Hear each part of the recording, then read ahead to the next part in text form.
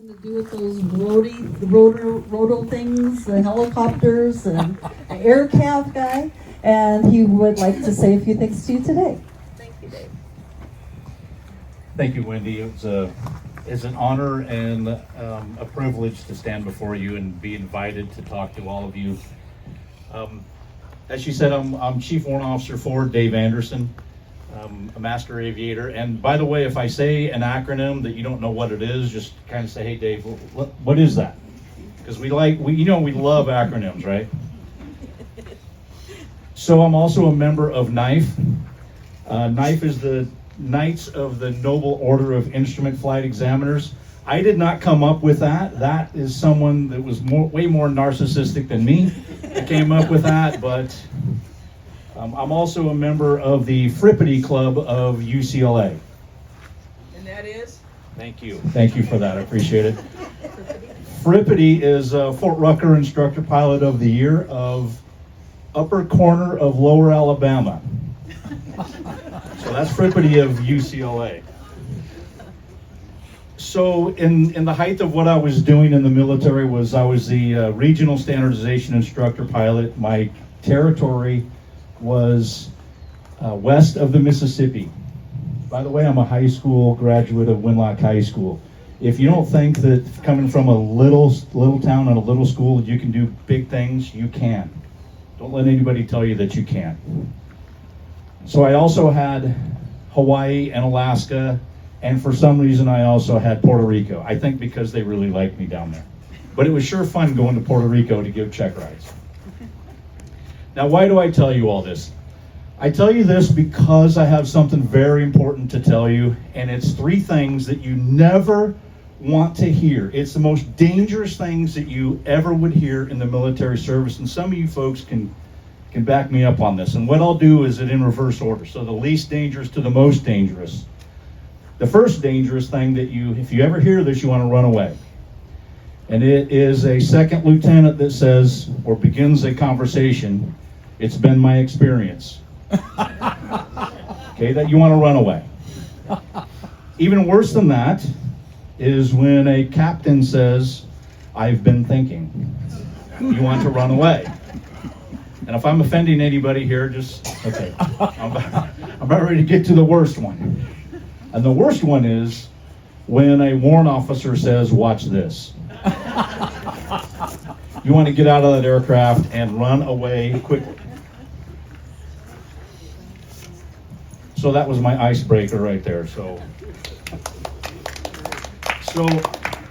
I do want to talk about how this group does it very, very well. And what I mean by that is the difference between Veterans Day and Memorial Day.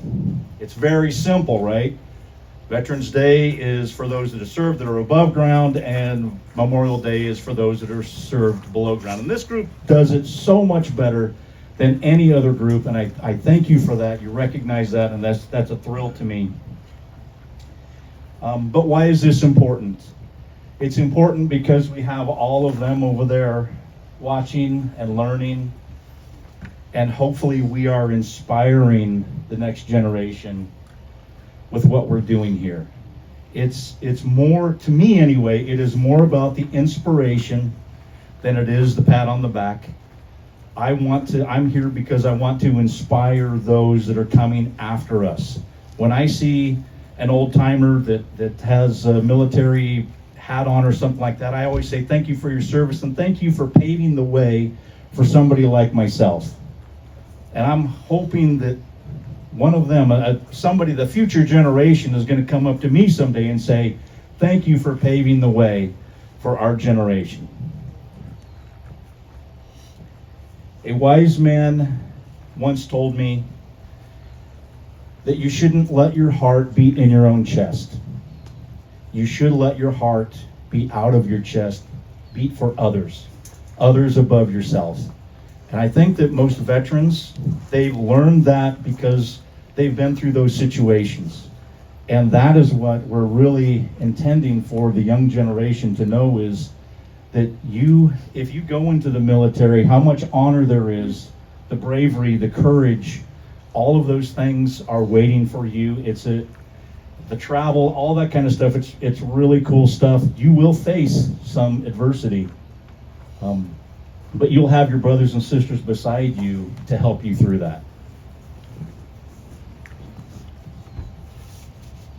The next thing I want to impress upon you, your Army vet, is tell people of your innermost stories. The stories that you have not told before, because it brings back memories that you don't want to dredge back up. However, there is a lot of people coming back right now, and we heard it already about those folks that are young folks that are giving up. And I feel like if you were to tell your story, that they would feel like there's others out there that have gone through similar things, and I see how they were inspired to move on, to get past the things that I am looking at that may be very, very difficult to me, may be so difficult that I think that I can't get through it. But you are here as a testament that says that you did get through it. So come alongside those people, tell them your innermost stories, and that is going to make them feel like they are not alone. So I know it's going to be tough, but tell those stories.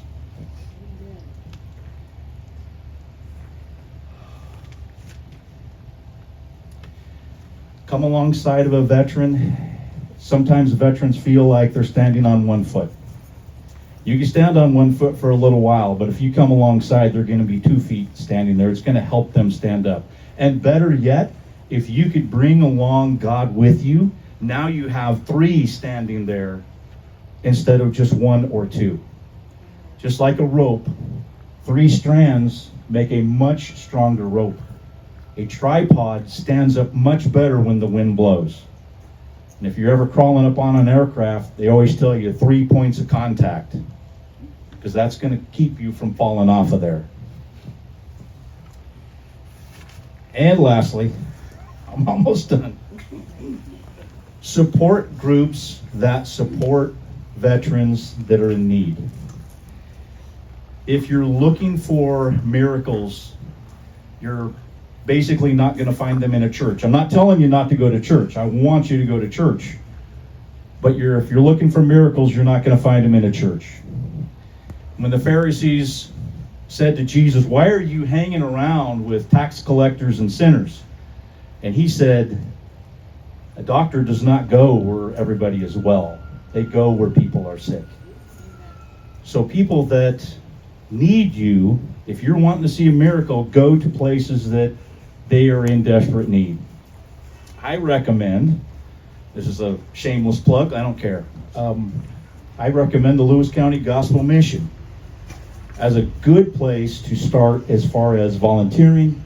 And even if you don't want to volunteer there, you know what? You can walk in there, you can ask, you can just go up to the deal, they'll give you a meal, whatever that you want, and you can sit down and you can start talking to people.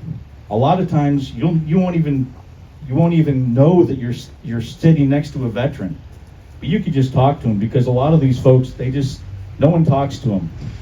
Now it might be a little bit smelly and they might be a little bit dirty, but that's just the way it is.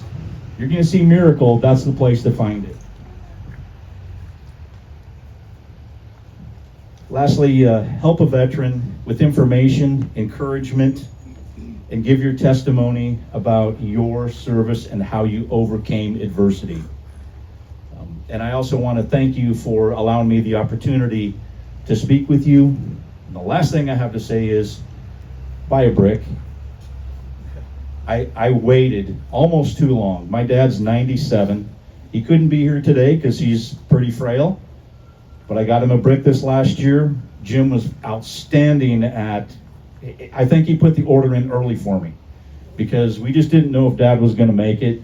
He's, by great God's blessing that he's made it this far. Hopefully he'll have maybe a few more years to go. He doesn't want that, but he's also a veteran. He served 26 years in the Air Force. So I got him a brick. And I highly encourage you to get a brick too, just to honor them and to remember them. Thank you, Wendy.